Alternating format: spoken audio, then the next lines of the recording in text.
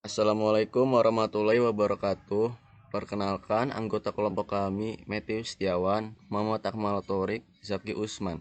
Di sini kami akan membahas perlawanan rakyat Indonesia terhadap pemerintah Belanda. Pada awalnya, Belanda datang ke Indonesia hanya untuk berdagang. Faktor khusus yang menyebabkan bangsa Belanda harus melakukan penjelajahan samudra adalah ditutupnya pelabuhan Lisabon bagi para pedagang Belanda. Belanda berhasil menguasai berbagai wilayah yang ada di Indonesia. Salah satunya adalah dengan menggunakan strategi divide et impera atau adu domba. Belanda membela salah satu pihak yang bersengketa kemudian mengambil keuntungan dari konflik intern dalam sebuah wilayah. Kemudian Belanda memaksa untuk memonopoli perdagangan yang ada di Indonesia. Perlawanan rakyat Indonesia terhadap pemerintahan Belanda. Yang pertama ada Perang Padri. Perang Padri diawali dengan konflik antara kaum Padri dengan kaum adat terkait pemurnian agama Islam di Sumatera Barat. Kaum adat masih sering melakukan kebiasaan yang bertentangan dengan Islam, seperti berjudi dan mabuk-mabukan. Kaum Padri yang terdiri dari para ulama menasihati kaum adat untuk menghentikan kebiasaan tersebut. Kaum adat menolaknya, sehingga terjadi perang yang berlangsung pada tahun 1803 sampai 1821. Perang diakhiri dengan kekalahan kaum adat. Kondisi tersebut lalu dimanfaatkan oleh pihak Belanda untuk bekerja sama dengan kaum adat guna melawan kaum Padri. Belanda memang bertujuan untuk menguasai wilayah Sumatera Barat. Salah satu tokoh pemimpin kaum Padri adalah Tuanku Imam Bonjol. Fase perang ini berlangsung tahun 1821 sampai 1838. Tuanku Imam Bonjol lalu mengajak kaum adat agar menyadari tipuan Belanda dan akhirnya bersatu melawan Belanda. Perang diakhiri dengan kekalahan di pihak Padri dan adat karena militer Belanda yang cukup kuat. Perlawanan Patimura terhadap Belanda.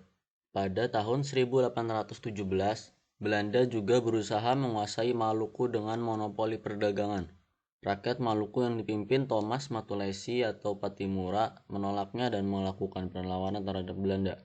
Pertempuran sengit terjadi di benteng Dorset, Saparua. Belanda mengerahkan pasukan secara besar-besaran.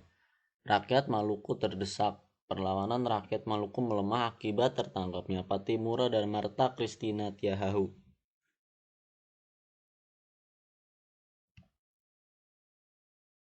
Perang Puputan Jagaraga di Bali. Perang ini terjadi pada masa sebelum kemerdekaan yang dilakukan oleh Kerajaan Buleleng yang terkenal dengan hak tawan karang. Konfliknya dengan Belanda membuat seluruh kerajaan di Pulau Bali mengadakan perang Puputan yang berakhir pada jatuhnya benteng Jagaraga milik Kerajaan Buleleng yang merupakan benteng terkuat. Saat perlawanan itu, perang Puputan Jagaraga dipimpin oleh I Gusti Ketut Jelantik. Belanda berhasil menguasai Bali karena kekuatan militer yang lebih unggul. Perang Banjar. Perang ini dilatar belakangi oleh Belanda yang ingin menguasai kekayaan alam Banjar, serta keikutcampuran Belanda dalam urusan kesultanan.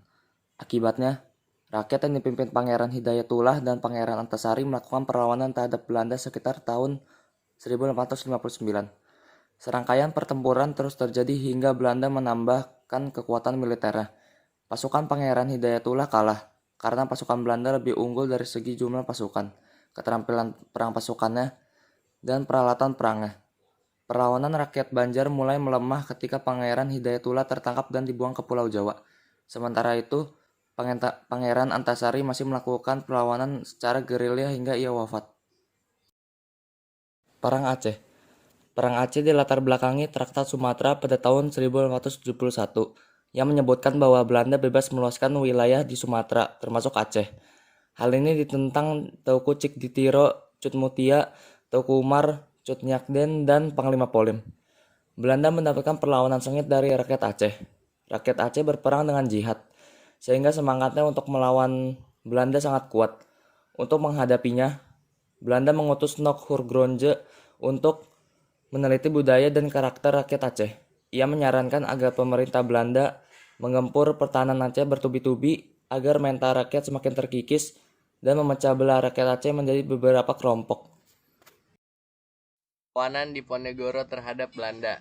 Perang Diponegoro atau Perang Jawa adalah pemberontakan yang dilancarkan oleh masyarakat Jawa di bawah pimpinan Pangeran Diponegoro. Perang ini merupakan kekacauan terbesar yang terjadi pada kekuasaan pemerintahan kolonial Hindia Belanda. Berlangsung selama 5 tahun 1825 sampai 1830. Perang ini membuat kas pemerintah menjadi kosong ditambah kehilangan ribuan serdadu Eropa. Perang ini menewaskan kurang lebih 200.000 orang baik militer maupun sipil, menjadikannya pemberontakan paling berdarah dalam sejarah Hindia Belanda. Penyebab terjadinya Perang Diponegoro sendiri dapat dikatakan disebabkan oleh menguatnya pengaruh Belanda di dalam keraton. Banyak di antara punggawa keraton yang memihak Belanda karena mendapatkan keuntungan-keuntungan sendiri. Perlawanan rakyat Batak. Perlawanan rakyat Batak dipimpin Sisingamangaraja 12.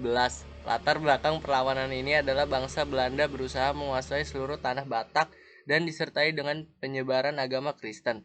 Sisingamangaraja 12 masih melawan Belanda sampai akhir abad ke-19. Namun, gerak pasukan Sisingamangaraja 12 semakin menyempit. Pada akhirnya, Sisingamangaraja 12 wafat ditembak serdadu Marsose dan Belanda menguasai tanah Batak. Itu saja yang dapat kami sampaikan, kurang lebihnya mohon maaf. Wassalamualaikum warahmatullahi wabarakatuh.